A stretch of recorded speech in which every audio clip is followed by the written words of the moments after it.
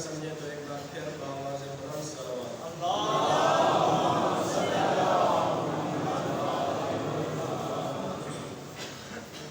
اعوذ باللہ من الشیطان الرجیم بسم اللہ الرحمن الرحیم الحمد للہ رب العالمین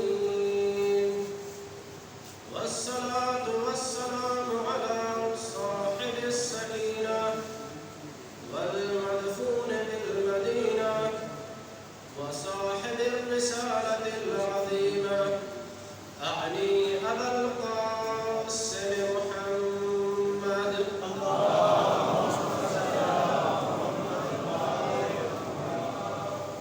وعلى أهله الطيبين الطاهرين المعصومين الذين أذهب الله عنهم الرجس وطهرهم تطهيرا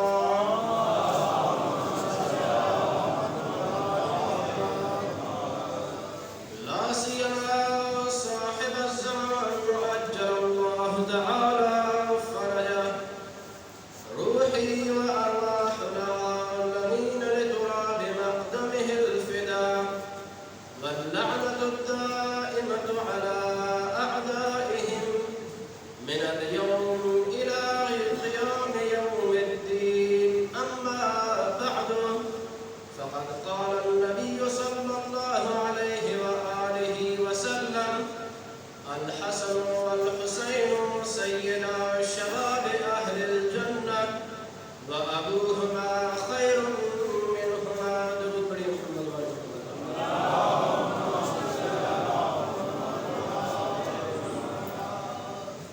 دعا ہے کہ خالق کائنات آپ کا اس فرش عظام علم اپنی بارگاہ میں عبادت میں شمار فرمائے خداوند متعال ہم سب کے جملہ گناہان کبیرہ و صغیرہ معاف فرمائے دعا ہے کہ خالق کائنات جتنے بھی مومنین و مومنات بیمار ہیں ان کو صحت کاملہ و عاجلہ عنایت فرمائے اور جو بھی مومنین و مومنات پریشان حال ہیں ان کی پریشانیاں دور فرمائے دعا ہے کہ خالق کائنات تمام مومنین و مومنات جو اس جہان فانی سے رحلت کر رہے ہیں ان کی مغفرت فرمائے اور ان کو جوار سید الشہداء میں جگہ عنایت فرمائے ہماری پہلی اور آخری دعا ہے کہ خالق کائنات حجت خدا کے ظہور میں تعجیل فرمائے اور ہمیں حجت خدا کی چہرے کی زیارت نصیب فرماتے ہوئے ان کے قدموں میں جام شہادت نصیب فرمائے اپنی اپنی تمام دعاؤں کی قبولیت کے لیے مل کر بآواز بلند صلوات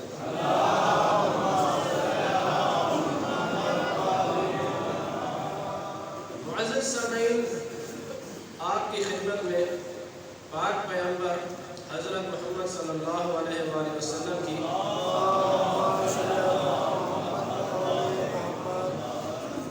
جس حدیث مبارکہ کی تلاوت کا شرف حاصل ہوا ہے اس میں پیغمبر اکرم فرماتے ہیں کہ حسن اور حسین جوانان جنت کے سردار ہیں اور ان کا باپ ان سے بھی افضل ہے ایک اور حدیث میں ہے کہ یا علی انت قسیم الجنت والنیران کہ اے علی آپ جنت اور جہنم کے تقسیم کرنے والے ہیں درود پڑھیے محمد وعلى محمد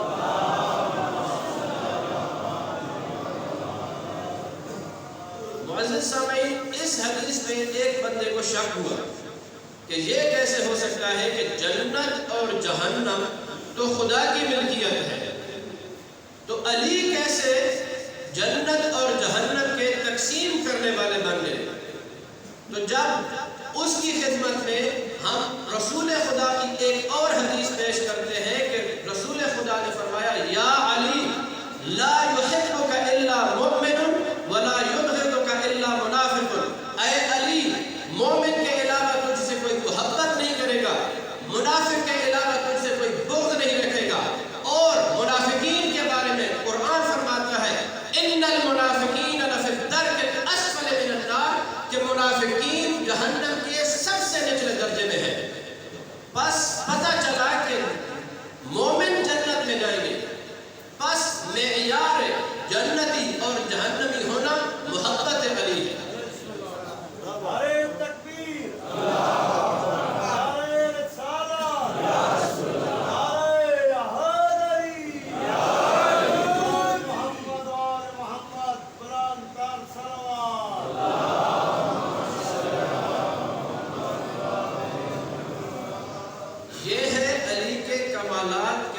سمندر کا ایک چھوٹا سا قطرہ۔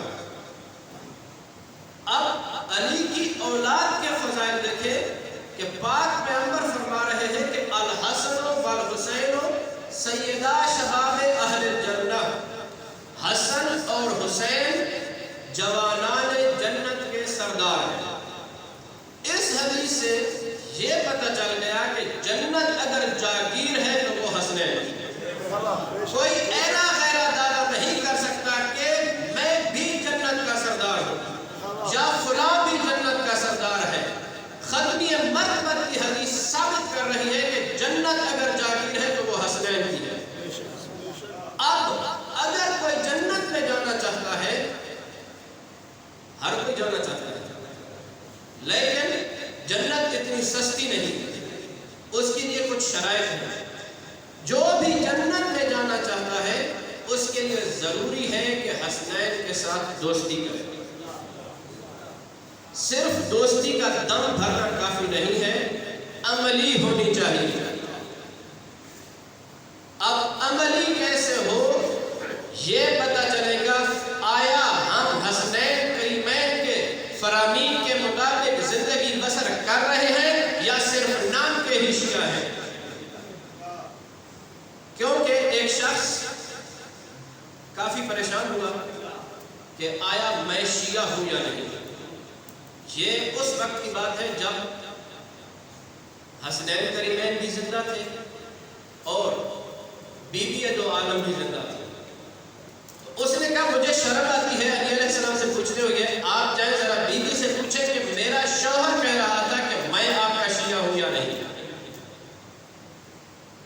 تو جب آ کے اس عورت نے پوچھا کہ میرا شوہر یہ پوچھ رہا ہے کہ میں آپ کا شیعہ ہوں یا نہیں، تو بی بی نے صرف اس کے لیے نہیں قیامت تک کے نسلوں کے لیے بتا دیا ہے ایک قاعدہ کلیہ کہ اگر تم ہمارے بتائے ہوئے فرامین کے مطابق زندگی گزارتے ہو تو تم ہمارے شیعہ ہو، اگر ہمارے بتائے ہوئے فرامین کے مطابق زندگی نہیں گزارتے تو ہمارا تم سے کوئی تعلق نہیں۔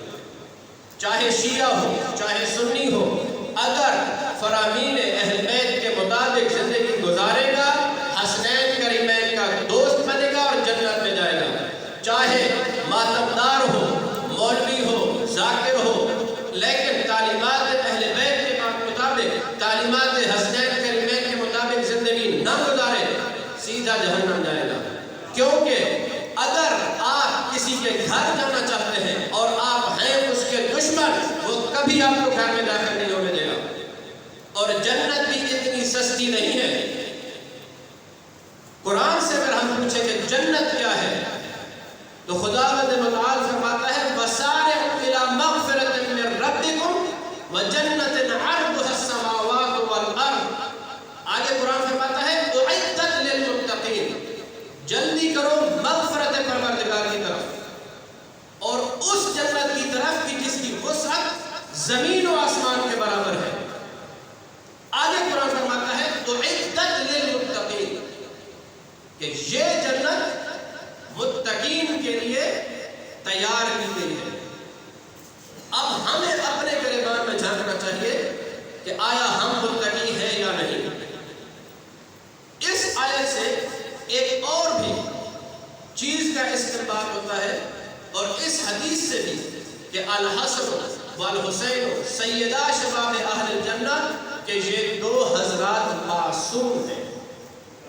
کیونکہ آیت کیا فرماتی ہے اعدت للمتقین، جنت متقین کے لیے آمادہ کی گئی ہے۔ تو جو جوانان جنت کا سردار ہے اسے امام المتقین ہونا چاہیے، کیونکہ متقی لغزش کر سکتا ہے، لغزش کے بعد وہ توبہ کر کے پھر متقی بن سکتا ہے، لیکن امام المتقین اصلا لغزش کا تصور ہی نہیں ہو سکتا، تبھی تو وہ امام المتقین بنتا ہے۔ اسی ضمن میں کہ امام معصوم ہے، ہمارا مسلم عقیدہ ہے مذہب تشیع کا کہ اولنا محمد و اوسطنا محمد و آخرنا محمد و کلنا محمد۔ درود پڑھیے محمد و محمد۔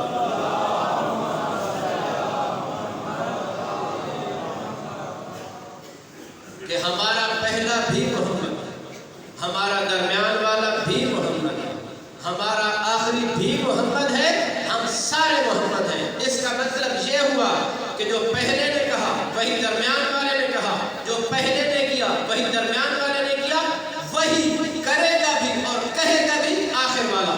جب ظہور فرمائے گا تو جو علی نے کہا وہی مہدی کرے گا، جو علی نے کہا وہی مہدی کہے گا، جو حسن نے کہا جو حسن نے کیا وہی مہدی کر کے دکھائے گا۔ لیکن کچھ لوگ ہمارے اس عقیدے کے مطابق ہم پر اشکال کرتے ہیں۔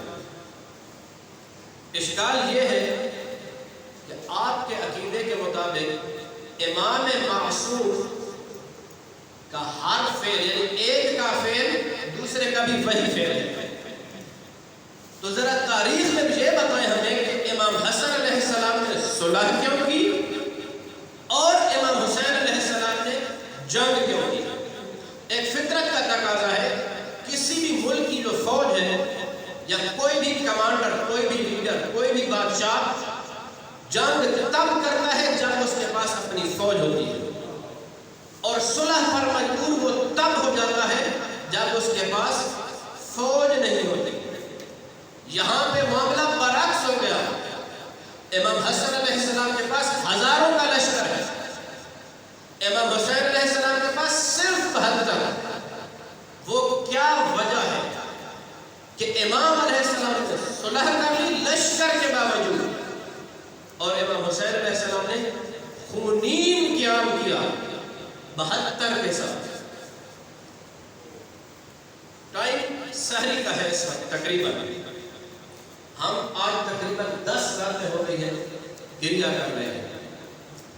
اگر کوئی بندہ ہم سے یہ سوال کرے کہ تم لوگ اس وقت کیوں گریہ کر رہے ہو، تو تقریباً ہمارا سب کا متفقہ جواب یہی ہوگا کہ ہم امام حسین علیہ السلام کی شہادت میں گریہ کر رہے ہیں۔ وہ پھر سوال دہرائے گا کہ امام علیہ السلام شہید کیوں ہوئے؟ اس میں بھی ہم میں سے تقریباً 95% بندے یہی جواب دیں گے کہ دین خدا کی بقا کے لیے۔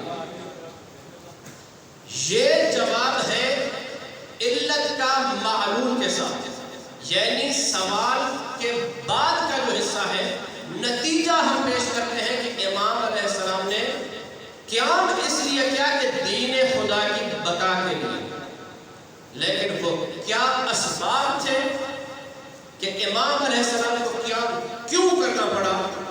یہ انتہائی متاسفانہ طور پر نہ تو ہماری عوام کو سننے کا حوصلہ ہے اور نہ ہی ہمارے خطباء اس کی طرف کوئی توجہ دیتے ہیں، جبکہ آج کے دور کی ہماری سب سے بڑی ذمہ داری، میں رونے کا انکار نہیں کر رہا، رونے کے ساتھ، کیونکہ رونے کے بارے میں رسول خدا صلی اللہ علیہ وآلہ وسلم نے فرمایا ان لقتل حسین حرارۃ فی قلوب المؤمنین لن تبرد ابدا، کہ حسین کے قتل کی حرارت مومنین کے دلوں میں ایسی ہے کہ وہ قیامت تک ٹھنڈی نہیں ہو سکتی۔ لہذا رونا تو ہماری ماؤں نے ہمیں اپنے دودھ میں پلایا ہے، کیا رونے کے علاوہ بھی ہماری کوئی ذمہ داری ہے؟ یہ آج کی کربلا ہم سے یہ تقاضا کر رہی ہے کہ رونے کے ساتھ اپنی وہ ذمہ داریاں نبھاؤ کہ جن ذمہ داریوں کو دیکھ کر عراق میں حزب الشام وجود میں آ گئی، حزب لبنان میں حزب اللہ وجود میں آ گئی، جس نے اسرائیل جیسی سپر پاور کو شکست دے دی، لیکن ہم آج بھی صرف رونے پہ ہیں۔ کبھی ہم نے یہ نہیں چیک کیا کہ کربلا کا پس منظر کیا ہے۔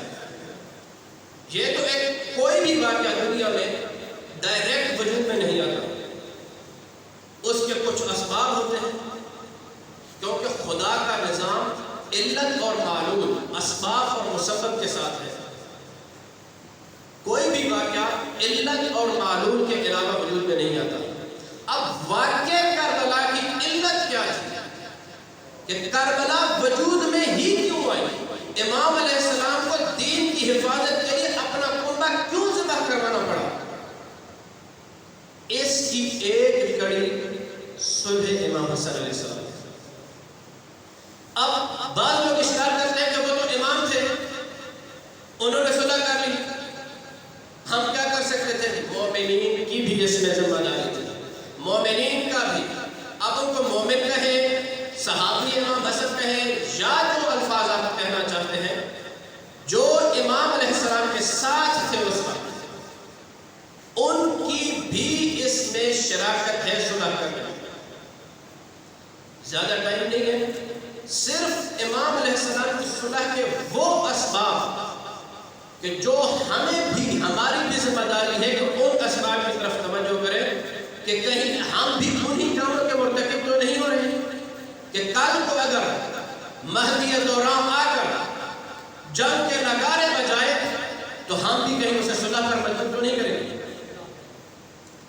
اس میں سب سے پہلی عدم بصیرت، وہ سبب کہ جس کی وجہ سے امام علیہ السلام کو دشمن کے ساتھ لشکر کے باوجود، ہزاروں کا لشکر تھا، اس کے باوجود صلح کرنی پڑی، وہ تھی عدم بصیرت. وہ لوگ بصیرت نہیں رکھتے تھے، یا اگر رکھتے بھی تو بہت کم رکھتے تھے. اب اگر کوئی سوال کرے کہ جی امام حسن علیہ السلام کے ساتھ تھے، امام کے صحابی تھے، پھر بصیرت کیسے نہیں رکھتے تھے؟ اس کا جواب جنگ صفین میں آپ کو نظر آئے گا. جنگ صفین میں ایک شخص سے کسی نے پوچھا کہ تم علی کے ساتھ کیوں ہو؟ اس نے فرمایا کہ میں اس وجہ سے علی کے ساتھ ہوں، بصیرت دیکھتی ہے بندے کی، کیونکہ اس میں عمار ہے، علی کے ساتھ عمار ہے، میں اس لیے علی کا ساتھ دے رہا ہوں. اچھا عمار ہے تو عمار کیا ہے؟ اس نے کہا جی رسول خدا نے فرمایا کہ الحق مع عمار والعمار مع الحق، کہ عمار حق کے ساتھ ہے اور حق عمار کے ساتھ ہے، تو میں اس وجہ سے ہوں. جبکہ اس کی بصیرت کو سلام کہ جس کے بارے میں رسول خدا نے فرمایا الحق مع علی وعلی مع الحق، اللہم ادر الحق حیث ما دار علی، حق علی کے ساتھ ہے، علی حق کے ساتھ ہے، اے اللہ حق کو ادھر دے دے جدھر علی پھر جائے.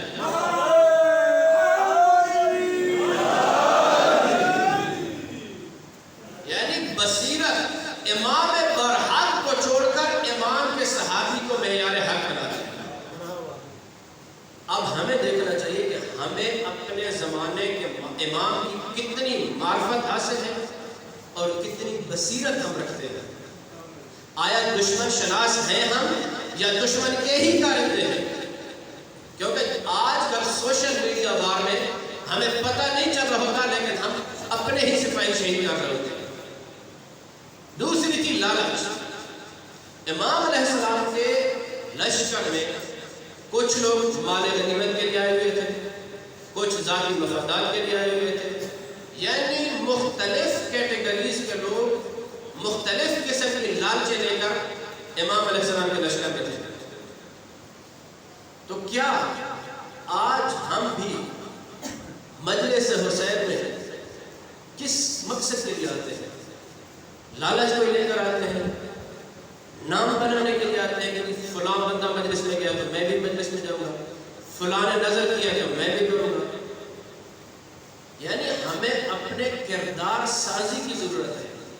گریے کے ساتھ ساتھ امام کے پیغام کو بھی سمجھنے کی ضرورت ہے. تیسرا تھا غداری. دنیا کا کوئی جرنیل، کوئی بادشاہ غدار جرنیل کے ساتھ جنگ نہیں جیت سکتا. اگر جرنیل ہی غدار ہو جائیں تو وہ فوج گھٹنے ٹیک دیتی ہے، چاہے وہ لاکھوں نہیں کروڑوں کی تعداد میں. ایک اور آپشن تھا سستی. سستی ایک وہ مرض ہے کہ جو جتنا ایکٹیو انسان ہو اس کو بھی کاہل سے کاہل بنا دیتی ہے. اور ان کی سستی کا عالم یہ تھا کہ امام علی علیہ السلام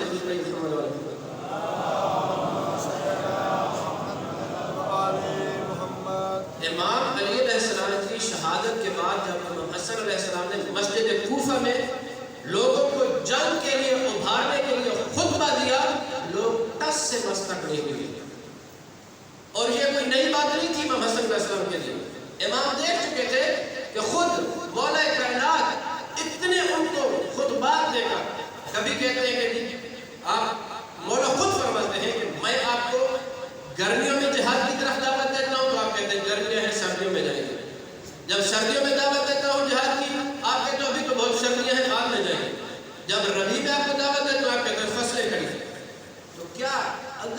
آج مہدی دوران ظہور فرما لے تو ہم بھی یہ کہیں نہ کہیں کہ مولا میرا یہ چھوٹا سا کام ہے وہ میں کر کے آ رہا ہوں۔ اس کے بعد آپشن تھا شیعیان کی حفاظت، جو شرائط نامہ تھا وہ پڑھنے کا وقت بھی نہیں ہے، اس پہ عمل ہوا نہیں ہوا یہ تاریخ مفصل موجود ہے۔ امام علیہ السلام اگر وہاں پہ صلح کی شرائط کو ٹھکرا کر جنگ کا انتخاب کرتے، آج آپ یہاں بیٹھ کر عزاداری امام حسین علیہ السلام نہیں منا رہے ہوتے۔ عزادار امام علیہ السلام کا کام دین پہنچانا بھی ہے اور دین کی حفاظت کرنا بھی ہوتا ہے۔ خدا کا کام ہے حکم بنانا، شریعت خدا اپنے نبی پر نازل فرماتا ہے، نبی کو حکم دیتا ہے کہ امت کو یہ میرا پیغام سنا دو، یعنی حکم دینا کا اختیار خدا بند متعال کے پاس ہے۔ نبی کا اختیار یا نبی کا فریضہ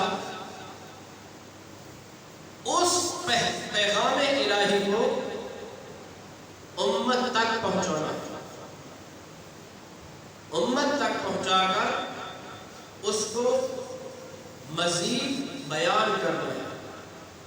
جس طرح قرآن میں ہے کہ ہم نے تم ہی میں سے نبی بنا کر بھیجا ہے کہ جو تمہیں قرآن کی تبیین کرتا ہے، قرآن کے معانی و مفاہیم کو آپ کے لیے واضح اور کھول کر بیان کرتا ہے۔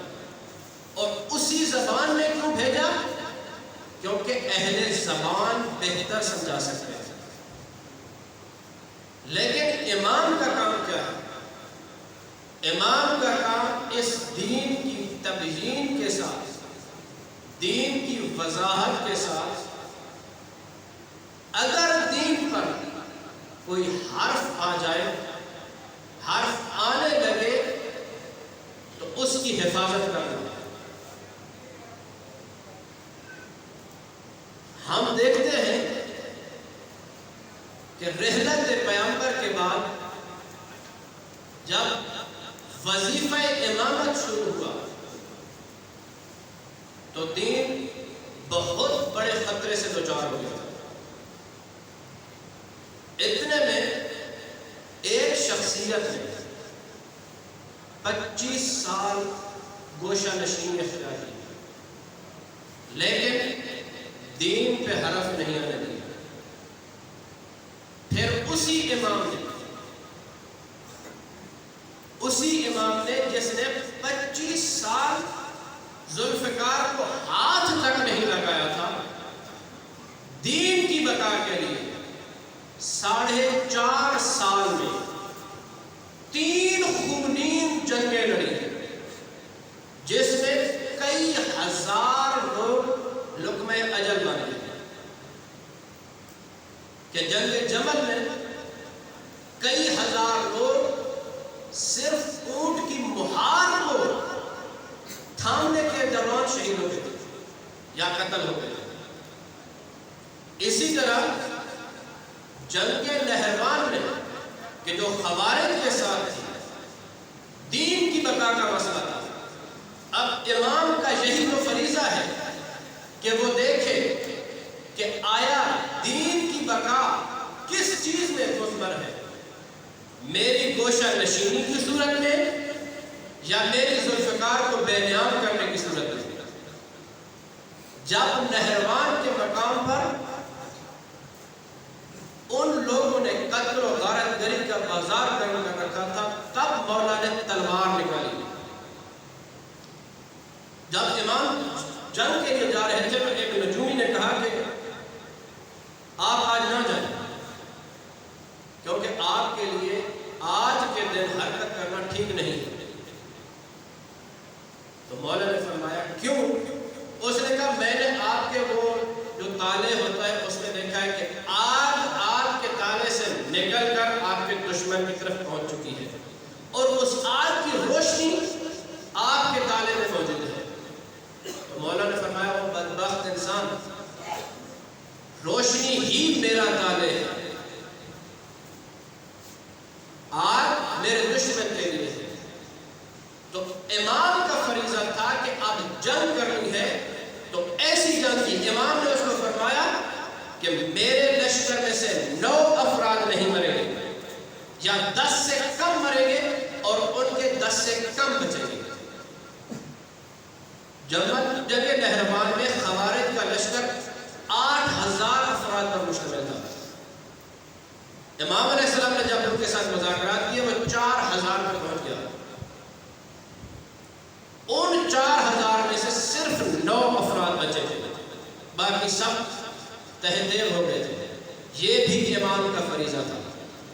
اس طریقے سے بھی امام نے دین مبین کی حفاظت کی ہے۔ مرحلہ آگے بڑھا، صلح کی نوبت آ گئی۔ پہلے لشکر کشی کی، دین کی لیے لشکر کشی میں جب دیکھا کہ دین کو خطرہ ہے، صلح میں دین کی بقا ہے، صلح کرنا۔ اور ہمارے جیسے مومنین نے حجت خدا کو یا مذل المؤمنین کے القاب دے دیے کہ ہم تو بہت بڑے مومن ہیں، لیکن آپ کو حجت خدا ہے، آپ نے ہمیں ذلیل و رسوا کر دیا۔ وہ مومن کون ہے جو حجت خدا کے سامنے ایسے الفاظ دے؟ لیکن ایک وقت ایسا بھی آیا کہ جب خود کو قربان کرنے کی نوبت آ گئی۔ دین کی بقا کا تقاضا اس چیز میں مثبت تھا کہ اب آپ اپنی قربانی دیں۔ تبھی تو ہم دیکھتے ہیں میدان کربلا میں کہ کبھی اصحاب کی قربانی، قریر کی، زہیر کی، حبیب بن ظاہر کی، جون کی، مہمانوں کی قربانی، کبھی بنی ہاشم کے لاشیں، یعنی ایک ایک کر کے قربانیاں دی جا رہی ہیں۔ قربانیوں کا مقصد کیا ہے؟ دین تقاضا کر رہا تھا۔ ہمارے پاس ممبروں سے تقابل ہوتا ہے کہ جی ہم نماز نہیں پڑھتے، کیوں؟ کیونکہ نماز کربلا میں شہید ہو گئی۔ بندگان خدا، نماز کو بچانے کے لیے امام نے سر دیا تھا۔ نماز ایسا فریضہ ہے کہ طواف کعبہ اس میں رک جاتا ہے۔ نماز کے وقت طواف کعبہ رک سکتا ہے تو تیرا اور میرا کام کیوں نہیں رک سکتا؟ اسی لیے جب دین پہ بات آئی، نہ خانہ نشینی کام آئی، جب نہ جنگ کام آئی، نہ ہی صلح کام آئی۔ اس کے مفصل اسباب ہیں کہ امام علیہ السلام نے صلح کیوں کی تھی اور امام حسین علیہ السلام نے قیام کیوں کیا تھا۔ یہ پڑھنے کی ضرورت ہے ہمیں، جو شیعیان علی ہیں، ہمیں یہ ضرورت ہے پڑھنے کی کہ ہماری کیا ذمہ داریاں ہیں۔ کیا کل کو جب مہدی دوران ظہور فرمائیں گے تو وہ بھی ہے ہاتھ کو کریں گے حال میں ناصر ینصرنا، یا نہیں؟ ہم ایسی نوبت ہی نہیں آنے دیں گے، ہم اپنی کردار سازی کریں گے۔ دے رہے ہیں ایمان قربانیوں دین کی بقا کے لیے۔ کبھی زہیر کا لاشا لے کے آتے ہیں، کبھی بریر کا، کبھی جون کا، کبھی اکبر کا، کبھی قاسم کا، کبھی عباس کے بازو اور کٹا ہوا علم۔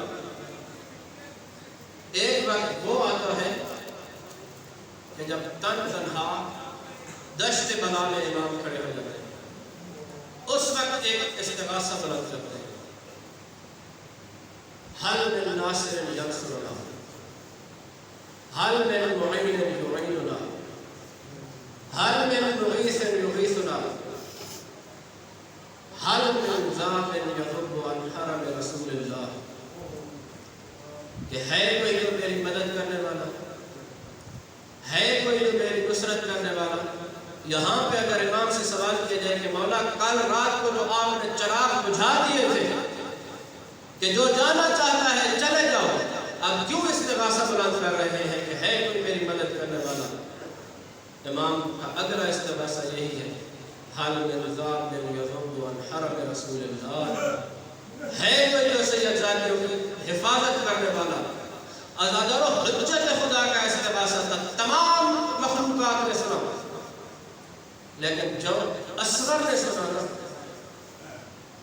وہ کسی مخلوق نے ایسا استغاثہ نام کا نہیں سنا، خود کو گھوڑے سے گرا دیا۔ اصغر کا گرنا تھا، خیموں میں کوہرام مچ گیا۔ امام علیہ السلام خیام کی طرف آئے، پوچھا بہن زینب رونے کا ماجرا کیا ہے؟ کیا کوئی بچہ مر گیا ہے؟ بی بی نے بتایا نہیں بھائی حسین، جب سے آپ نے غربت کا استغاثہ دیا ہے نا، اصغر بےتاب ہو گیا۔